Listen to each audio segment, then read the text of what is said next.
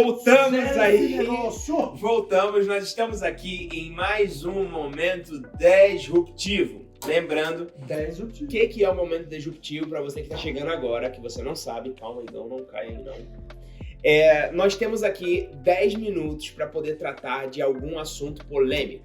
Nós estamos tratando essa é a parte 2, falando sobre o livre-arbítrio existe ou não. Então, se você não viu o episódio número 1, eu te convido a fecha aqui, porque senão talvez você não vai conseguir entender o que a gente vai falar.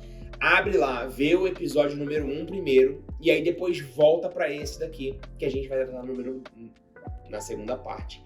São 10 minutos, a gente tem 10 minutos e depois de 10 minutos acabou. Então, o que a gente vai tratar aqui nesse episódio de hoje é a segunda parte, a parte final. Então, se a gente não conseguir, e a gente não vai conseguir, terminar de fechar o assunto, por que eu tô falando que a gente não vai conseguir? Porque os assuntos que a gente trata são muito complexos. Então, a gente nunca vai conseguir terminar os assuntos. A ideia é que a gente simplesmente incite vocês a estudar sobre o assunto de saúde, não sobre a gente incitar vocês a estudar sobre o assunto, a gente estudar sobre o assunto, porque a gente está discutindo algo, então a gente precisa discutir, a gente precisa estudar. Semana retrasada a gente conversou, a gente passou 2 semanas estudando e agora a gente vai trazer novas argumentações para a mesa, não é não, Marcão? É nóis. Então é o seguinte, para você que foi lá, assistiu e agora vai entender o porquê que eu falei que eu não concordo com o posicionamento do Gabriel em relação a o 100% de pecado. Se eu não tenho 100% de escolha, Cristo não pode me julgar de uma forma 100%. Posso largar? Solta o play! Vai. Dá um play. Por quê? Porque se eu parto desse princípio, é como se eu pudesse me justificar. Peraí, eu tenho 100% de direitos, essa é a minha visão. Eu tenho 100% de direitos, então eu tenho 100% de direito de me explicar para com Deus. Daí, como eu tenho como me explicar, eu não cometi o pecado lá de Adão, então só assim o Senhor pode me julgar 100%. Uhum. Daí eu afirmo o meu posicionamento em relação a eu acredito que temos livre-arbítrio limitado. Como assim limitado? Volta ao que eu disse no começo. Essa limitação tem a ver com o nosso ser biológico e social, né? Aí vamos partir para o ser social. Qual que é a limitação que eu tenho nessa questão do livre-arbítrio? Então tá, se você tem livre-arbítrio, eu vou te fazer um convite. Decida hoje nunca mais pecar. É impossível. Então você não tem livre-arbítrio, lindo. Então você não tem escolha. Mas porque isso já foi estabelecido na nossa cabeça.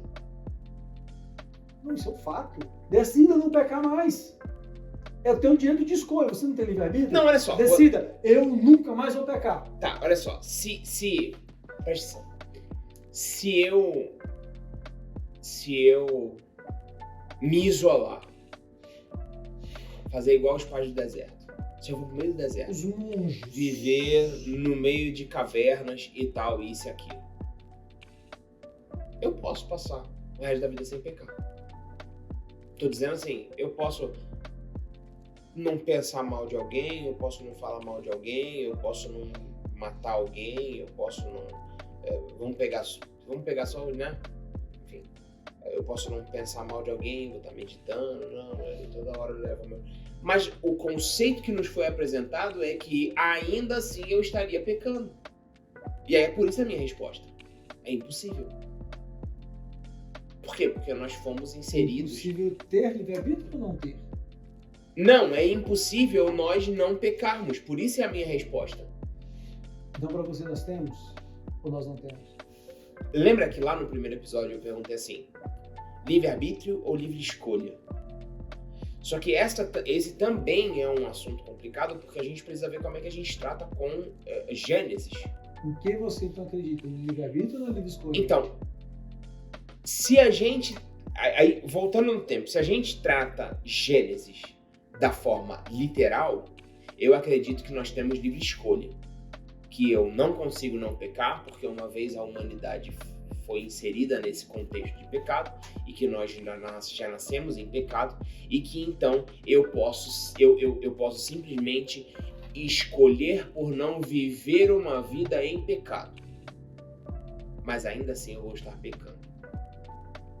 Então você acaba de concordar comigo com o livre-arbítrio limitado. Não, então, é isso que eu falei. Só que isso tudo, pra mim, na minha opinião, depende muito da forma com que eu lido com Gênesis. Se ela é literal ou não é. Porque se Gênesis não for tratado de uma forma literal, eu creio que não existe livre-arbítrio, porque não existe eu já ter nascido em pecado. Porque eu não consigo entender, a partir daquele momento, não sendo tratado de uma forma literal, de que Adão, que gerou Caim, já foi em pecado, que gerou Lameque, que gerou Lameque e Sete ou Sete e Lameque? Não lembro. Que aí depois gerou Enos, que aí depois gerou Noé, que aí depois gerou... E tudo em pecado. Se eu não tratar de forma literal. Então, é isso que eu tô falando. Deixa eu só, ó, tem esse... Ó, Isaías 43 diz assim, ó. Deixa eu... A questão é, quando você para pensar nessa questão da livre escolha, igual você falou, peraí, na livre escolha, eu vejo como essa parte biológica. Eu tenho um cérebro que ele me avisa o que é ruim e o que é bom. Eu posso fazer, eu posso não fazer. Agora, quando a gente pensa na questão do livre-arbítrio, aí eu te falo, aí a gente vai associar, ao meu ver, não desassocie livre-arbítrio com essas questões de predestinação. Por quê?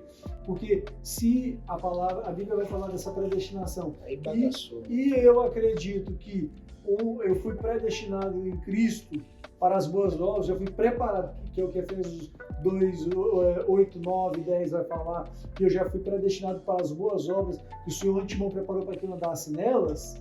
Então, deixa eu esquecer Isaías, deixa eu te fazer uma pergunta. E assim, me responde mesmo com sinceridade. Sim. Você já imaginou ser convidado? Imagina só que a gente, aqui na mesa do DRP, a gente vai começar um jogo. Uhum. Você gosta de jogar jogo? Gosto. Jogo, Banco Imobiliário. Sei lá. Sim. Fala um jogo maneiro aí. Monopoly, que é o Banco Imobiliário novo, né? War, pronto. Ótimo exemplo. War. Já jogou War alguma vez? Nunca. Mano, precisa jogar War. Ninguém que viveu a vida sem jogar War merece terminar a vida. Então, War é um jogo de estratégia. A vida é um jogo de estratégia. A vida é um jogo, né? E é de estratégia. Aí tu vem todo empolgadão, mano, porque tu foi convidado, cara, a jogar War com a gente, aqui na mesa do DRP.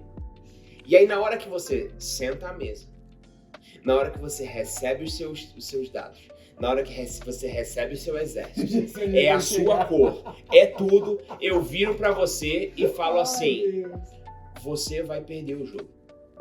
Não adianta jogar. Não adianta jogar. Não, melhor. Não, olha que fita, Igão. Olha que fita.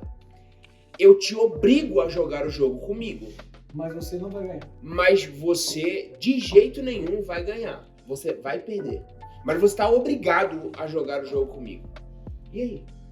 Esse é um conceito... lá. Esse é um conceito de quem é totalmente anti-calvinismo. E essa fala desse cidadão aqui, que ama de coração, e graças a Deus a gente discorda tanto para se amar. Moleque! Porque é o seguinte... A gente caminha muito pelo que os discípulos do fulano falou e não pelo que ele diz, realmente.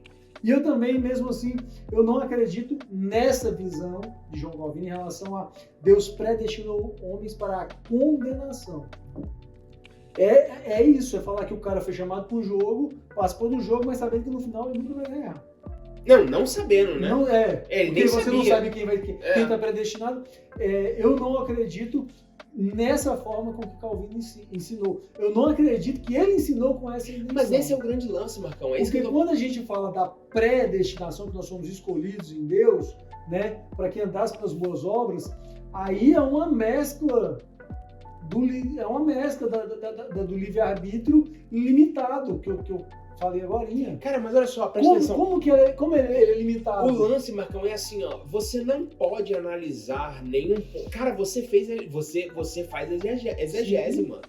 Sim. O que é exegese? É você olhar o texto dentro do contexto, dentro de onde ele está inserido, dentro do ambiente em que ele foi escrito, com social, que recursos, político, econômico, tudo. Então, quando... pronto, mano. Então, você não pode olhar para o livre-arbítrio simplesmente por uma ótica. Você tem que olhar todas as implicações. Não, livre-arbítrio, perdão, também o livre-arbítrio, mas a predestinação. Sim. Você não pode olhar a predestinação por apenas uma ótica. Você precisa olhar a predestinação, que vai impactar o livre-arbítrio, a livre escolha, a perseverança dos santos, como é que é? Negócio total do homem, a depravação total do homem e tal. Eu tô limpo, né? Enfim. Você não pode olhar por apenas essa ótica. E o meu problema é que, assim, por exemplo, existem pontos da tudo. Eu acho que o homem é totalmente depravado. Eu acho que a gente tá o tempo inteiro pensando pro mal e tal. Gabriel, isso vai contra aquilo que você falou, que pode ser que a gente tenha nascido sem pecado e tal, isso e aquilo. Caramba, eu tenho uma outra época que a gente não vai ter tempo. Mas assim, ó, por exemplo, a gente vai falar, inclusive é um assunto que a gente poderia falar, cara, sobre batismo ou não de crianças. O que você acha? Porque, por exemplo, eu acho que a criança é inocente aqui, mas existe um momento, um ponto da existência dela, que a partir daqui ela não passa a ser mais inocente, e aí a partir daqui ela passa a ser predestinada ou não, ela passa... E a ciência vai ensinar que vai ser quando isso? 1 ano, 2 anos, 3 anos? Pois é, mas é ciência e tal. Aquele bebezinho que grita no peito da mãe da tia. Que maneiro. Será que vale o terceiro? Será que vale o terceiro round? O que você acha? Não, olha só. Comenta aí embaixo. Não vamos não. Não vamos? Não vamos não. Faz o seguinte, olha só. A gente vai falar no próximo sobre batismo de criança. Criança participa da ceia, batismo e tal. Por que eu acho que a gente não tem que falar? Primeiro porque se a gente voltar a falar disso, eu acho que a gente tem que voltar a falar na frente. Pra gerar ibope mesmo, é isso aí mesmo que eu tô querendo. E segundo, porque eu quero muito que vocês vão estudar. Vai estudar a respeito disso tudo que a gente tá falando. Vai ter tua opinião. Pesquisa, né? É isso. Infelizmente, o evangelicalismo meio que a gente tem vivido não te permite pensar. Nós estamos vivendo em pequenos currais de vidro que te impede de usar, meu irmão, das tuas faculdades mentais. Então, em nome de Jesus, vá pesquisar, estudar. Pô, esses caras estão falando um monte de merda, beleza. Então fala pra gente por que a gente tá falando merda. Isso, tem opinião, isso e boa. Pesquisa. Boa. Aí vai pra Calvino, vai pra Zwinglio, vai pra John Wesley, vai pra Jacob de Armínio, vai pra Paulo e vai pros pés de Cristo. Isso. Mano, gostei dessa ideia. Eu gostei desse negócio. A gente tá vivendo em currais de vidro, mano. Achei fantástico. Tá cada um no seu. Meu Deus, velho. Vambora, fechou. Tá maluco. Não, com a mão esquerda de alemão. É porque tá dodóia direitinho aqui, a bagaceira. Aí. Valeu, galera. A gente vê vocês daqui a 2 semanas e a gente vai tratar sobre a questão da criança participar da mesa, ser batizada ou não. Manda ideia aqui embaixo nos comentários, fala o que vocês querem ouvir da gente aqui e a gente vai tratando. Valeu. É nóis.